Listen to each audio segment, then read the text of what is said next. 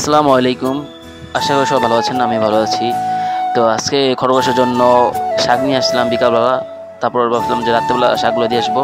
বিকালবেলা খাবার দিয়ে নিচে নেমে গেলাম, পরে মনে হলো যে না, খরগোশের শাকগুলো দিয়েছি।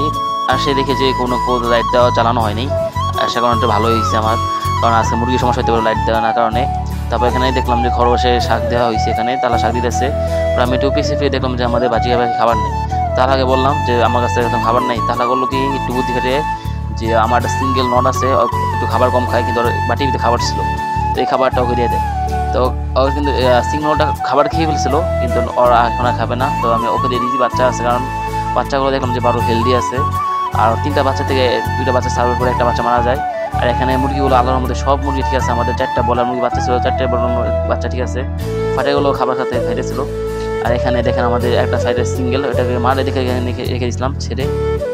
আর আমাদের হাঁসগুলো মাশাআল্লাহ সবগুলো ভালো আছে হাঁসের। তো এখানে আমরা 5টা বাচ্চা দেখালাম আমাদের কবুতরের। আরও আছে, কিন্তু এগুলো সব মানে নতুন বাচ্চা। আর আমি বলছিলাম আমরা সব কবুতরগুলো বেছে বলছি। 3 জোড়া ছিল, 3 জোড়া থেকে আল্লাহর মধ্যে এখন সব আরও মানে বর্তমানে আমার 15টা বাচ্চা আছে, 15টা কবুতর আছে। তো 15টা কবুতর মানে 3টা বাচ্চা থেকে 3 জোড়া থেকে আমি 15টা বানাইছি। এই যে এটা মেইন প্যারেন্টস। আর এখানে বাচ্চা দিচ্ছে, বাচ্চাগুলো বাচ্চা দিচ্ছে। তো এখানে তাহলে একটা ডিম পায়, আর একটা বড় কারণ ডিম আমরা মানে কোনোদিনও ডিম মানে এই কয়েকদিন ধরে বেশ কয়েকদিন ডিম পাইতে আসে। তো তাহলে এখানে ডিম পায়, খুশি খবর। পর আমরা খুঁজে করলাম যে আরও ডিম আছে নাকি।